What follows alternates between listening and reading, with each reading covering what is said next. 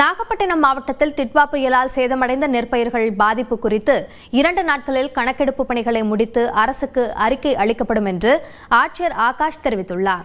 நமது செய்தியாளர் பாலமுத்துமணிக்கு அவர் அளித்த பேட்டியை தற்போது பார்க்கலாம்.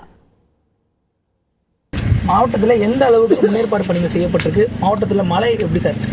இப்போ டிட்வா புயல் காரணத்தினால நேற்று இரவு நேரத்திலிருந்து ஆரம்பித்து வேதாரண்யம் மற்றும் கோடியக்கரையில் நேற்று இரவு மிக கனமழை பெய்துள்ளது. மார்னிங்லேருந்து நாங்கள் ஒரு குழுவாய் கலெக்டர், மானிட்டரிங் ஆஃபீஸர், எஸ்பி, அப்புறம் தேசிய பேரிடர் மீட்பு குழுவின் குழு தலைவர் அவர்களும் வந்திருக்கிறார்கள்.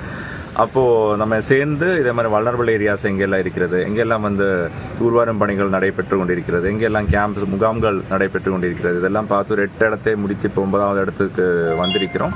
ஸோ தொடர்ந்தும் மீதியுள்ள வேதாரண்யம் சைடு வரைக்கும் போய் எங்களை பாதிக்கக்கூடிய இடங்களை எல்லாம் பார்வையிடுறதுக்கு எல்லாம் இப்போ பிளான் பண்ணிட்டு இருக்கோம். பயிர் பாதிப்புங்கிறது எந்த அளவுக்கு இருக்கு? கணக்கெடுப்பு பணிகள் நடைபெற்று இருக்கா? நீர் வடியத்துக்கான நடவடிக்கை மேற்கொள்ள ஆமா, இப்போ பார்த்தீங்கன்னா சுமார் உத்தேச கணக்குப்படி ஒரு 5000 ஹெக்டருக்கு மேற்பட்ட இடம் நீர் மழையால் மூழ்கப்பட்டுள்ளது. இது ஒரு மழை இன்றைய சாயந்தரம் மழை கொஞ்சம் கம்மியாயிடுச்சுன்னா அதுக்கப்புறம் அது வடிய ஆரம்பிச்சிடும்.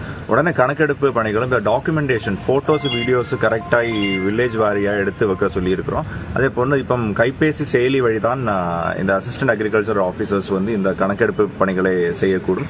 அந்த கணக்கெடுப்பு பணிகளும் போயிட்டு இருக்கிறது.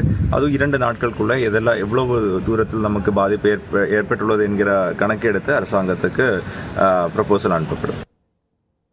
திருவாரூர் மாவட்டம் திருத்துறைப்பூண்டி அருகே இடுகாட்டிற்கு சாலை வசதி செய்து தராததை கண்டித்து சடலத்தை வைத்து உறவினர்கள் மறியலில் ஈடுபட்டு வருகின்றனர். இதுகுறித்த கூடுதல் விவரங்களை நம்முடைய செய்தியாளர் வெற்றியிடம் கேட்கலாம். வெற்றி, அங்கு என்ன சூழல்? தற்போதைக்கு விவரங்களை பதிவு செய்யுங்க.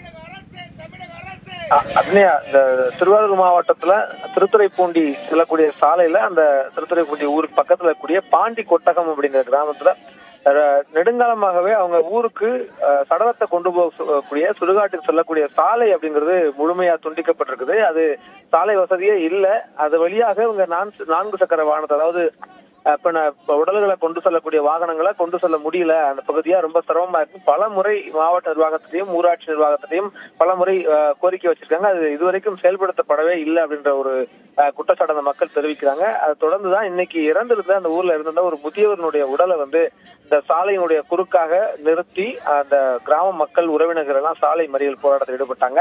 உடனடியாக சம்பந்தப்பட்ட நிர்வாகிகள், அதிகாரிகள் வரணும், சாலை உடலை கொண்டு செல்லக்கூடிய வசதிகளை ஏற்படுத்தி தரணும்ன்ற கோரிக்கையை முன் வச்சிருந்தாங்க.